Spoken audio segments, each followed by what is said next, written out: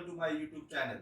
आज हम कुछ ऐसे कॉन्सेप्ट सीखेंगे जो नॉन फाइनेंशियल पर्सन्स के लिए होते हैं। अगर आपका छोटा बिजनेस है, आप एमएसएमई बिजनेस है, आपका हाउस होल्ड बिजनेस है, तो कुछ फाइनेंशियल टर्मिनोलॉजीज जो आप डे टू डे में अपने सीए को पूछते हो, वो मैं आज आपको एक्सप्लेन करूंगा।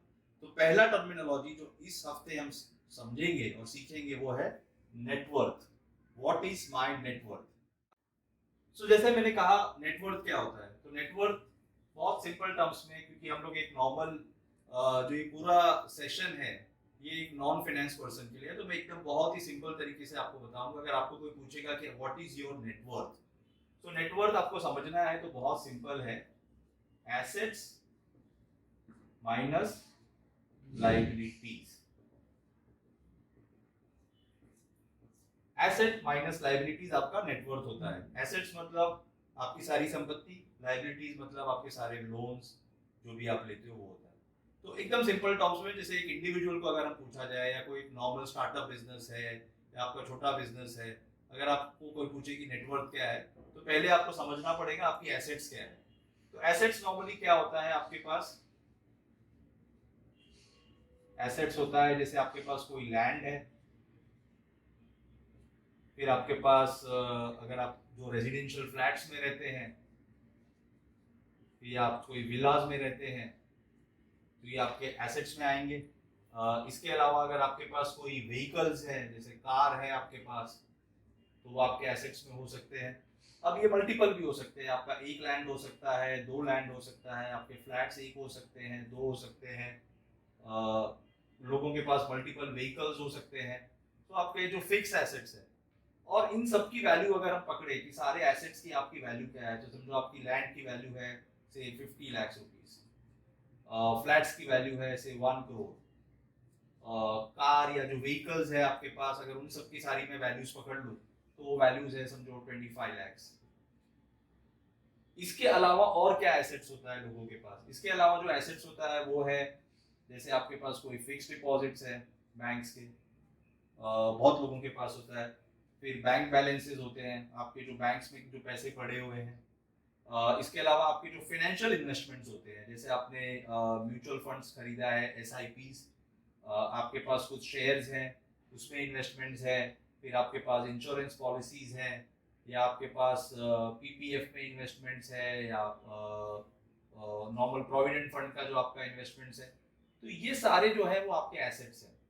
तो जैसे मैंने बताया, लैंड, रेजिडेंशियल फ्लैट जहाँ पे आप रहते हो, विलास जहाँ पे रहते हो, आपके पास कोई व्हीकल्स है, प्लस उसके अलावा जो फाइनेंशियल इन्वेस्टमेंट जिसे हम कहते हैं, फिक्स डिपॉजिट्स है, बैंक बैलेंसेस है, म्यूचुअल फंड्स है, शेयर्स में इन्वेस्टमेंट्स है, इंश्योरेंस में इन्वेस्टमेंट्स है, पब्लिक प्रोविडेंट फंड में इन्वेस्टमेंट है, पीपीएफ में इन्वेस्टमेंट है। जो भी सारे आपने इन्वेस्टमेंट किए हो, चाहे वो फिक्स्ड हो जैसे इमूवेबल, या आपके फाइनेंशियल इन्वेस्टमेंट्स हो।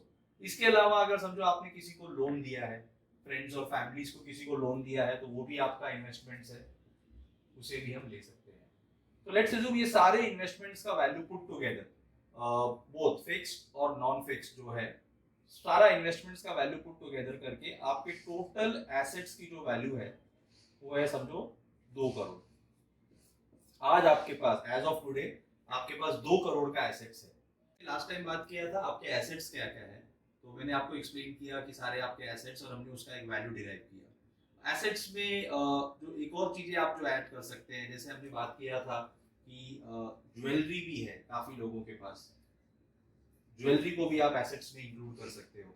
तो इट्स अ कॉम्बिनेशन ऑफ आपके जो रेजिडेंशियल फ्लैट्स है, विलास है, जो बाकी मैंने बताया, प्लस ज्वेलरीज को भी आप ऐड कर सकते हो, क्योंकि काफी लोगों के पास इंडिया में काफी लोगों के पास ज्वेलरीज होती है। तो ये सब पुट टुगेदर कॉम्बिनेशन, जैसे हमने बताया कि हमारे पास 2 करोड़ का टोटल एसेट्स है। अब हम नेक्स्ट फेज पे जाते हैं कि हमारे पास लाइबिलिटीज क्या क्या है, क्या क्या लाइबिलिटीज नॉर्मली होती है। तो एक जो सबके पास होता है वो है होम लोन, क्योंकि मल्टीपल होम्स होते हैं तो काफी लोग होम लोन्स लेते हैं। दूसरी लाइबिलिटी होती है व्हीकल लोन, अगेन बहुत कॉमन है लाइबिलिटीज जो काफी लोगों के पास होती है। तीसरी लाइबिलिटी होती है, अगर जैसे मैंने कहा, आपने अगर इन्वेस्टमेंट्स किया है, किसी को पैसे दिए हैं फ्रेंड्स और फैमिलीज में, तो हो सकता है आपने किसी से पैसे भी लिए होंगे फ्रेंड्स और फैमिलीज में, तो उसको भी आप लोन्स में ऐड कर सकते हैं, which is family, I would say family loans.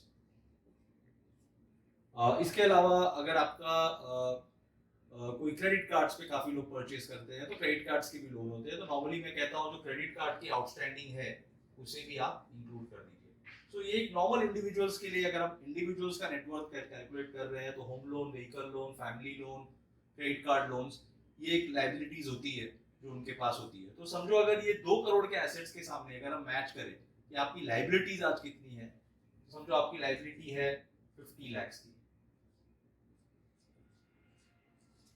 तो आपका नेटवर्थ क्या हुआ? नेटवर्थ हुआ 2 करोड़ का एसेट है माइनस 50 लाख की लाइबिलिटी है, तो आपका नेटवर्थ है 1.5 CR। Now net worth as a concept इतना इंपॉर्टेंट क्यों है? हम लोग क्यों इस पे डिस्कस कर रहे हैं कि व्हाट इज माय नेटवर्थ? जैसे मैंने कहा asset minus liabilities, what is my net worth? Net worth इसीलिए इंपॉर्टेंट है क्योंकि अगर आपका नेटवर्थ पॉजिटिव है, जैसे इस केस में 2 करोड़ के सामने आपका 1.5 करोड़ का नेटवर्थ है विच इज क्लोज टू 70%, मतलब आपका जो नेटवर्थ का जो एसेट्स है, अगर आपका मैं नेटवर्थ देखें तो वो है 1.5 CR और आपका एसेट्स है 2 करोड़ का। तो अगर मैं इसका रेशियो देखूं कि आपका नेटवर्थ कितना है, तो इट इज मोर देन 70%। तो जितना ज्यादा आपका नेटवर्थ होगा, नॉर्मली अगर आपका नेटवर्थ 50% से ज्यादा होता है, उतना ज्यादा आपकी स्टेबिलिटी होती है। इसका मतलब आप एक डेट ट्रैप में नहीं जा रहे हो, आप फाइनेंशियली बहुत सिक्योर्ड हो। ये कॉन्सेप्ट इसलिए भी बहुत इंपॉर्टेंट है कि हमने देखा है कि काफी लोग स्टार्टअप बिजनेस करना चाहते हैं, बैंक के लिए लोन लेना चाहते हैं, और जब आप बैंक्स के पास जाते हो तो आपको पूछते हैं कि आपकी नेटवर्थ क्या है। तो ये कॉन्सेप्ट में आपको ये बताएगा कि आज आपका जो टोटल लाइबिलिटीज है एज ऑन टुडे और टोटल एसेट्स है, और मैंने आपको दोनों बताया कि क्या क्या आपके एसेट्स हो सकते हैं और क्या क्या आपके पोटेंशियल लाइबिलिटीज हो सकते हैं। तो जब आप एसेट माइनस लाइबिलिटी करोगे और आपका नेटवर्थ पॉजिटिव होगा और उसकी जो मार्जिन ऑफ सेफ्टी बहुत ज्यादा होगी, अगर आपका 50% से ज्यादा आपका नेटवर्थ है as compare to your assets, that means you are financially secured और आप एक स्टेबल अर्निंग्स होगा और आप फाइनेंशियली सिक्योर्ड होगे। जैसे मैंने डिस्कस किया कि नेटवर्थ, तो एक इंडिविजुअल का नेटवर्थ कैसे होता है, जैसे एसेट माइनस लायबिलिटीज। अब इसको थोड़ा सा एक्सपांड करते हैं कि अगर आपका बिजनेस है, स्मॉल स्केल बिजनेस है या आप कोई फैमिली बिजनेस कर रहे हो, तो उसमें क्या नेटवर्थ होगा? तो सेम सेम डेफिनेशन है, एसेट्स माइनस लायबिलिटीज। खाली इसमें चेंज ये होगा, जो मैंने सारे आपको एसेट्स बताए उसमें एक आपका ऐड हो जाएगा। जैसे आप अगर आप कोई बिजनेस कर रहे हो और आपने कुछ सेल्स किया है और उसके पैसे आने बाकी हैं, तो वो आप वो रिसीवेबल्स इसमें ऐड कर लोगे। और लाइबिलिटीज में जैसे आपको किसी को पे करना है, जैसे आपने कोई रॉ मटेरियल परचेज किया है या आपने कुछ प्रोडक्ट्स परचेज किया है फिनिश प्रोडक्ट बनाने के लिए, तो उसकी लाइबिलिटीज आप ले लोगे विच इज पेएबल्स। बाकी का सारा डेफिनेशन सेम है। एसेट्स में कुछ और चीजें ऐड हो जाती है, जैसे आपके पास प्लांट एंड मशीनरी है तो वो आप उसको ऐड कर सकते हो। लाइबिलिटीज में कुछ और ऐड हो सकता है, जैसे आपने कोई बिजनेस लोन लिया है आपके सेल्स करने के लिए, अगर आपने प्रोडक्शन करने के लिए कुछ लोन लिया है तो वो भी आप उसमें ऐड कर सकते हो। रेस्ट आपका पूरा पैरामीटर सेम है, बाकी के सारे आपके एसेट सेम रहेंगे, सारे लाइबिलिटी सेम रहेंगे।